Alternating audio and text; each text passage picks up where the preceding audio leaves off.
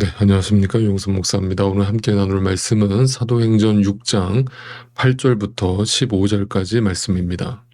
스데반은 은혜와 능력이 충만해서 백성 가운데서 놀라운 일과 큰 기적을 행하고 있었다. 그때의 구레네 사람과 알렉산드리아 사람과 길리기아와 아시아에서 온 사람으로 구성된 이른바 리버디노 회당에 소속된 사람들 가운데서 몇이 들고 일어나서 스데반과 논쟁을 벌였다. 그러나 스데반이 지혜와 성령으로 말하므로 그들은 스데반을 당해낼 수 없었다. 그러므로 그들은 사람들을 선동하여 스데반이 모세와 하나님을 모독하는 말을 하는 것을 우리가 들었습니다 하고 말하게 하였다. 그리고 백성과 장로들과 율법학자들을 부추기고 스데반에게로 몰려가 그를 붙잡아서 공회로 끌고 왔다. 그리고 거짓 증인들을 세워서 이렇게 말하게 하였다. 이 사람은 쉴 새 없이 이 거룩한 곳과 율법을 거슬러 말을 합니다. 이 사람이 나사렛 예수가 이곳을 헐고 또 모세가 우리에게 전하여 준 규례를 뜯어 고칠 것이라고 말하는 것을 우리가 들었습니다. 공회에 앉아있는 사람들이 모두 스데반을 주목하여 보니 그 얼굴이 천사의 얼굴 같았다. 초대교회에 7명의 집사를 선출한 후에 초대교회 안에 놀라운 하나님의 부흥의 역사가 일어나기 시작했습니다. 헬라 지역에 흩어져 살고 있던 디아스포라로 흩어져서 살던 헬라파 유대인들이 각지에서 예루살렘으로 모여들기 시작했고 그 안에 큰 공동체를 이루기 시작했습니다. 이 장면만 놓고 보면 성령 하나님의 역사를 통해서 우리가 현대 교회에서 흔하게 볼 수 있는 대형 교회가 시작되었다라고 말할 수도 있겠습니다. 그러나 이 역사가 그 끝을 어떤 방향으로 흘러가는지를 우리는 좀 계속해서 지켜볼 필요가 있습니다. 자, 특별히 7명의 집사 중에서 스데반이라고 하는 집사를 통해서 하나님께서는 놀라운 하나님의 역사를 일으키기 시작하셨습니다. 지금까지는 사도들을 통해서 12제자를 통해서 하나님의 역사가 일어났다면 처음으로 성도를 통해서 하나님의 기적적인 역사와 사건들이 일어났다라고 하는 것은 여기 우리가 굉장히 주목해 볼 필요가 있다라고 하는 사실을 먼저 인식하시기를 바랍니다. 그것은 하나님의 역사가 어떤 인간들이 세워놓은 직분이나 어떤 신분을 따라서 역사하는 것이 아니라 오직 예수 그리스도께서 이 땅에 오신 이후에 만인 제사장이 선포되었으므로 모두가 하나님의 백성으로서 하나님의 성도로서 또 그 안에 계신 성령 하나님의 역사에 의해서 하나님 앞에 하나님의 놀라운 도구로 쓰임받을 수 있다는 것을 증명하고 있다는 사실입니다.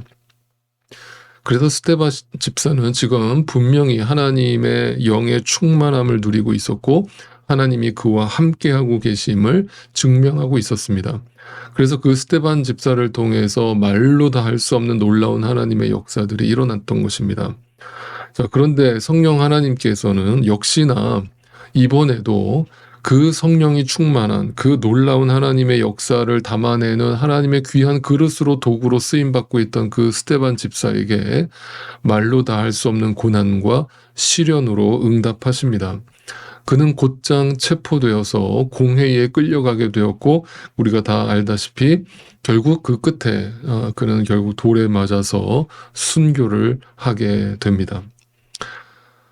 우리는 이러한 하나님의 역사를 사실 다 이해할 수 없습니다. 우리는 그 과정 중에 있을 때는 특히 절대로 이해할 수가 없습니다. 그리고 하나님 너무 하신다라는 생각이 저절로 터져 나옵니다.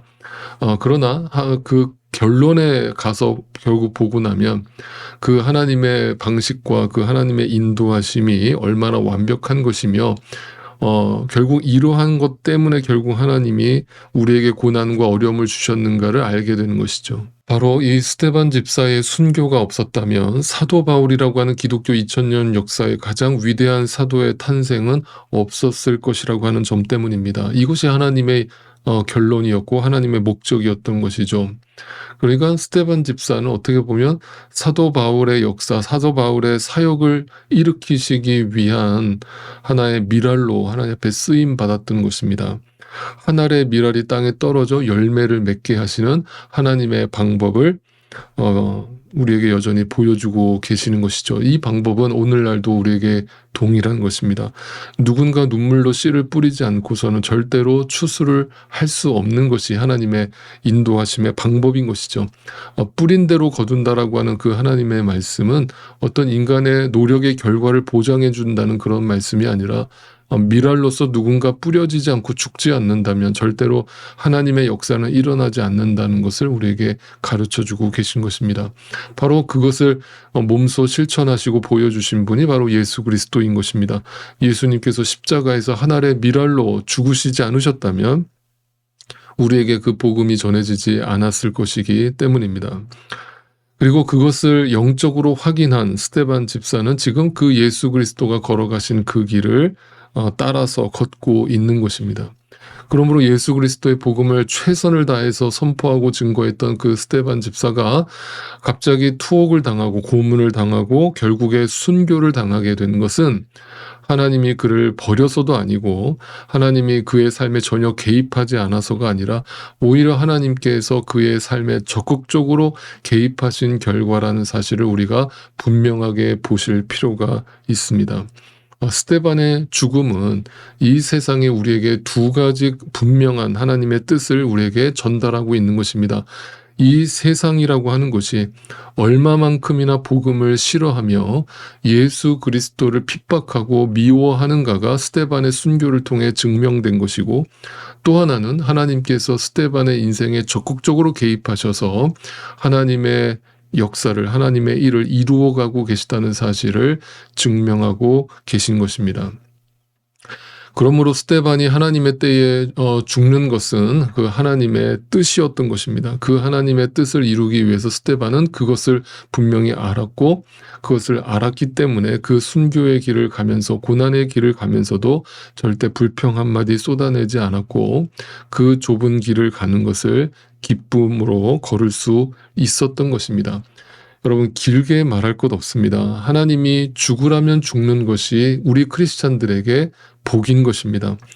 의인은 믿음으로 말미암아 산다라고 했습니다. 그 말은 그 믿음이 절대 나로부터 출발하지 않았기 때문에 그 믿음의 창시자가 되신 주님께서 나에게 그 믿음을 주셔서 그 믿음 안에서 나로 하여금 죽으라고 하실 때 내가 죽고 내 안에 그리스도께서 사시는 것이 믿음이라는 것을 말해주고 있는 것입니다. 그러니 여러분 절대 오해하지 마시기를 바랍니다. 이 세상을 살아가는 크리스찬은 이 세상에서 어떤 문제가 해결되고 남들보다 더 복을 많이 받고 뭔가 내가 기도한 대로 일이 잘 풀리는 것이 결단코 하나님의 뜻이 아닐 수 있다는 사실을 우리는 분명히 기억해야 됩니다. 우리는 이 세상을 살아가다 보면 분명히 하나님의 적극적인 개입 안에서 억울한 일을 당할 때가 있고, 그 억울한 일을 당함으로 인하여서 분하고 잠 못 이루고, 또 그거로 인해서 심지어 병에 걸리는 일들도 우리 안에 벌어질 수 있습니다. 여러분, 근데 그것이 하나님이 나를 버리신 것이 절대 아니고, 하나님이 나에게 지금 침묵하고 계신 것이 아니고, 그것이 오히려 하나님의 적극적인 개입으로 나타나고 있다는 사실을 믿음의 눈으로 볼 수 있어야 됩니다. 이 믿음의 눈이 열려야만 우리가 어떤 상황 속에서도 그 하나님을 예배하는 자리에 갈 수 있으며 그 하나님을 찬양하는 자리에 설 수 있게 되는 것입니다. 그러므로 여러분, 크리스찬이 된다라고 하는 것은 한마디로 이 세상 사람들이 바라볼 때 정상적인 사람일 수가 없죠. 한마디로 미친 사람들이죠. 왜냐하면 고난을 당해도 억울해하지 않고, 고난을 당해도 분해하지 않고, 슬퍼하지 않고 그 고난을 묵묵히 견뎌내는 것이 크리스찬의 믿음이기 때문이고, 그 믿음으로 사는 자들이 바로 크리스찬이기 때문입니다. 이 세상 사람들이 바라볼 때는 한마디로 미친 사람들일 수밖에 없는 것이죠. 그래서 여러분, 이 땅을 살아가면서 억울한 일을 만날 때, 어떤 고난을 겪을 때, 내 감정이 북받쳐 오를 때 잠잠하세요. 잠잠히 하나님 앞에 엎드려 기도해 보세요. 하나님의 뜻이 무엇인지 하나님께 진지하게 물어보세요. 그럴 때 하나님께서 분명히 여러분에게 이렇게 응답하실 거예요. 때로는 지금 내가 억울함을 당하고 손해를 보고 슬픔을 겪고 눈물을 흘리는 것이 하나님의 뜻일 수 있다는 거예요. 그것이 곧 내가 한 알의 미랄로 땅에 떨어져 죽는 것이 하나님의 뜻이라는 것을 나에게 지금 하나님께서 요구하고 계신다는 사실입니다.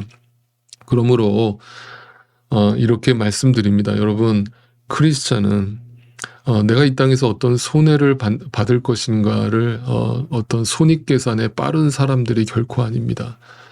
크리스찬은 만물의 주관자가 되시며 나의 창조주가 되시며 나의 구원자가 되신 그 주님께서 오늘도 내 인생을 책임지고 계시며 내 인생을 지금도 한치의 오차 없이 인도하고 계심을 믿는 사람들이 크리스찬들입니다.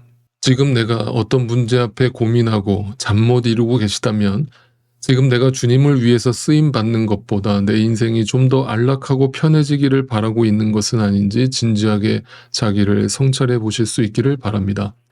오늘 이 스데반의 억울함과 답답함과 그로 인한 자기 부인과 자기 죽음은 우리 모든 믿는 크리스찬들이 가야 할 길이 무엇인가를 분명하게 가르쳐주고 있기 때문입니다. 하나님이 가게 하시는 길을 절대 외면하지 마시고 주님이 가신 그 십자가의 길을 오늘도 나를 부인함으로 함께 걸어가실 수 있기를 바랍니다.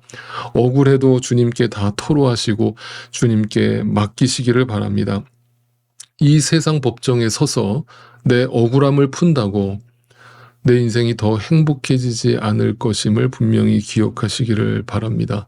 내 억울함과 핍박과 환난 속에서 담대히 그 주님의 복음을 선포했던 스데반 집사처럼 나도 그렇게 주님 앞에 쓰임받기를 오히려 주님 앞에 간구하실 수 있기를 바랍니다.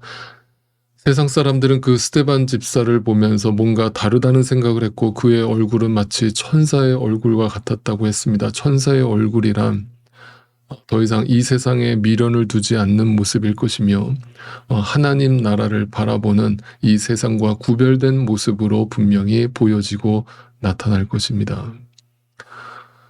우리에게 이 스데반 집사의 어떤 모습이 우리에게도 비춰지고 나타나야 될 것임은 스데반 집사가 만난 예수 그리스도와 우리가 만난 예수 그리스도가 절대로 다르지 않기 때문일 것입니다.